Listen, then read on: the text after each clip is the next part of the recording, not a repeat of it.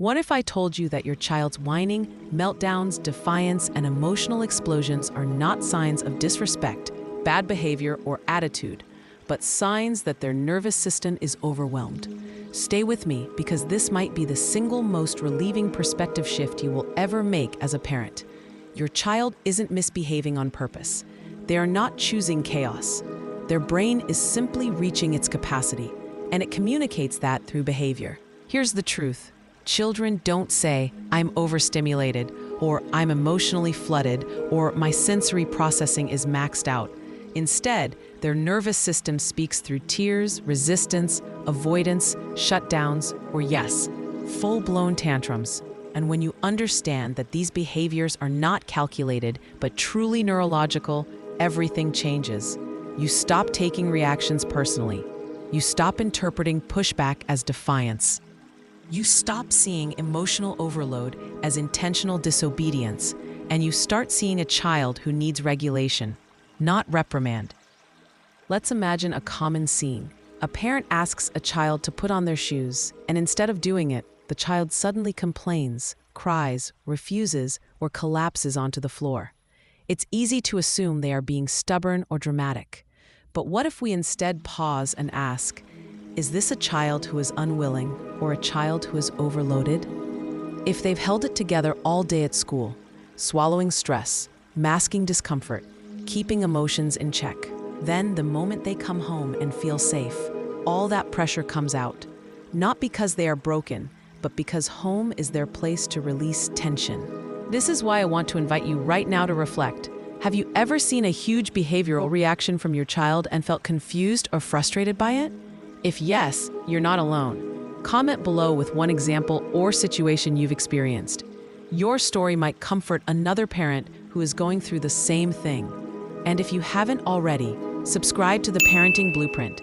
This is where we bring psychology, neuroscience, and heart-centered parenting together in a way that truly supports families. Children have nervous systems that are still developing. They are literally building the capacity for self-regulation over the span of many years, into adolescence. Their emotional brakes are under construction. Their tolerance for stress, sensory input, change, instruction, and disappointment is still forming. And as parents, when we treat their reactions as intentional choices rather than neurological responses, we unintentionally create battles instead of building understanding. So the shift is this. Don't ask, why is my child acting like this? Ask instead, what is my child's nervous system reacting to? Was there too much noise? Too many instructions? Too much change? Too much unpredictability? Too much attention or not enough connection? Children don't need us to judge their reaction. They need us to read it. Behavior is communication. Always. A meltdown is a message. A refusal is a signal. A shutdown is a protective state. And when we stop fighting their reactions and instead support their regulation, that's when behavior improves naturally. To truly understand your child's reactions, we need to explore how their nervous system processes the world. From birth through early childhood and even into adolescence, the brain is gradually learning how to manage sensory input, emotional signals, impulses, and stress. Adults often assume that children have the same internal regulation capacity that we do, simply in a smaller body. But that is the opposite of what neuroscience shows us. Adults have fully formed regulatory networks in the prefrontal cortex, the part of the brain that controls impulses, calms emotions, inhibits reactions, and organizes responses. Children do not. Instead, children mostly operate from the limbic system, the emotional brain, and the brainstem, which handles primal responses like fight, flight, freeze, and fawn. When a child is overwhelmed, this deeper brain activates. They are not thinking logically. They are not strategizing behavior. They are not manipulating. They are reacting to sensations and emotions with the only tools their nervous system currently has available.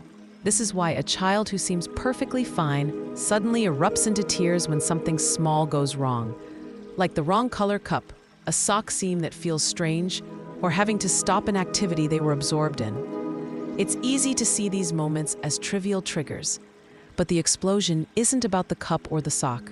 It is the surge of accumulated stress being released. It's the nervous system saying, "I've reached maximum capacity." Some children express overload loudly, with shouting, flailing, crying, and refusing.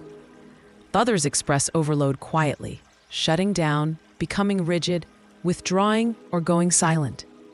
It's important to recognize both as stress responses. The loud child isn't dramatic. The quiet child isn't fine. They are simply expressing overload through different pathways. Sensory sensitivity plays a huge role too. Some children experience every sound louder, every texture sharper, every environment more intense. A crowded classroom, echoing hallways, buzzing lights, layers of expectation. These things create invisible stress that accumulates in their body. By the time they get home, their nervous system is saturated. They don't choose to melt down. Their body offloads the stress. And then there's emotional absorption. Children take on feelings they don't yet know how to name. If a teacher corrected them harshly, if a friend ignored them, if they felt embarrassed or confused, if they tried hard but didn't succeed, those feelings sit inside them. Without a cognitive framework to process them, the emotions simply churn. A meltdown later might not be about the present moment at all. It might be about everything that wasn't expressed earlier. When we respond with punishment or frustration, stop overreacting. You're being ridiculous. Calm down right now. The child hears, "Your feelings are wrong." When we respond with empathy, "You're overwhelmed. I'm here. We'll get through this." The child hears, "Your feelings are valid and you're safe." A regulated adult can co-regulate a child, but an unregulated adult cannot. If a parent matches the child's emotional intensity with their own, the child's nervous system has no steady ground to anchor to. But when the parent stays grounded, slow, and present, that calmness becomes a model for their child's developing system. Children don't learn regulation through instruction. They learn it through example. Even something as simple as a soft voice, slower movement, or gentle physical presence can shift the child's nervous system. When the parent's body communicates safety, the child's body gradually exits the stress response. And that moment, that bridging of regulation, is where real emotional growth begins. One of the most important skills for parents is learning to interpret the difference between a child who won't regulate and a child who can't regulate. A child who won't is making a choice. A child who can't is overwhelmed by physiological stress. And the truth is, in most cases, especially between ages 1 and 10, we are far more often dealing with can't than won't. Think about it. When you've had a long day, when you're flooded emotionally, when every demand feels heavy, do you always react calmly? Probably not. You might snap at someone, feel short-tempered, or withdraw. Now remember, you have decades of brain development, emotional tools, verbal skills, and coping strategies. And even carrying all of that, emotional overload still gets the best of you sometimes. So imagine how much harder it is for a child whose brain is still wiring pathways of self-control and emotional resilience. What's fascinating is that many children look defiant when they are actually overwhelmed. The refusal to follow instructions, the insistence on doing the opposite of what you say, the rigid demand for sameness. These are not necessarily expressions of power struggle. They are expressions of a nervous system trying to regain predictability and control. When the internal world feels chaotic, external control becomes a survival mechanism. Children who slam doors, shout no, throw objects, or burst into tears are not trying to dominate you. They are releasing internal pressure. And children who go silent, stare at the floor, or retreat into solitude are not ignoring you. They are shutting down to protect themselves. These behaviors are not personality flaws. They are neurological coping patterns. When you start to see your child's behavior through this lens, your responses become different. Instead of escalating conflict, you begin to lower stimulation. Instead of adding more instructions, you reduce input. Instead of demanding logic, you offer safety. And instead of reacting to the surface, you attend to the root. Sometimes, the relief a child needs is simply fewer words. When a child is in dysregulation, verbal explanation makes things worse. Their capacity for language processing decreases under stress. So when we talk at them, "Why did you do that? You know better. Stop crying. Just calm down." It's like adding noise to a system already overwhelmed.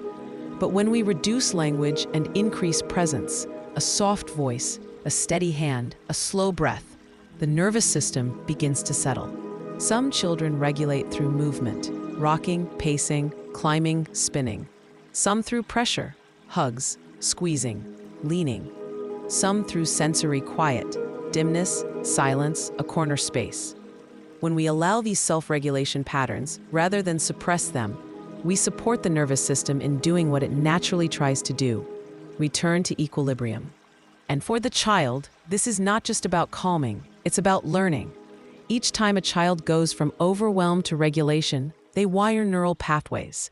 With guidance, over time, they internalize patterns of soothing and emotional recovery. What begins externally, co-regulation, gradually becomes internal, self-regulation. Your compassionate response today becomes their inner voice tomorrow. The child who hears "you're too much" will later tell themselves, "I'm too much." But the child who hears "you're overwhelmed, it's okay, I'm here with you," will one day tell themselves, "I'm overwhelmed, I can handle this." Let's talk about triggers, not as annoyances, but as clues. Every child has a unique set of internal sensitivities that determine what overwhelms their nervous system. Some children are highly sensitive to sound. Classrooms, cafeterias, crowded stores become battlegrounds of invisible noise. Others are sensitive to touch, clothing tags, certain fabrics, the feeling of socks, messy textures. Some are emotionally sensitive, easily impacted by perceived disappointment, tone of voice, facial expression, or peer judgment. Others are cognitive processors, overwhelmed when too many instructions are given at once or when transitions come unexpectedly. These triggers are not flaws, they are characteristics. When you notice that certain situations consistently create distress, you're seeing the nervous system expressing its limits. For instance, a child might hold it together at school all day, using every internal resource to follow directions, absorb social cues, and endure environmental stimulation, and then crash emotionally at home. This isn't a sign of disrespect toward the parent. It's a sign of safety. The child falls apart where they feel secure enough to let the pressure out. Their meltdown at home is not the problem. It's the release valve. Your role is not to prevent overwhelm from ever happening, but to help your child learn how to move through it. One of the most powerful things you can do is narrate with empathy rather than judgment. Not with long explanations, not with lectures, but with attuned acknowledgement.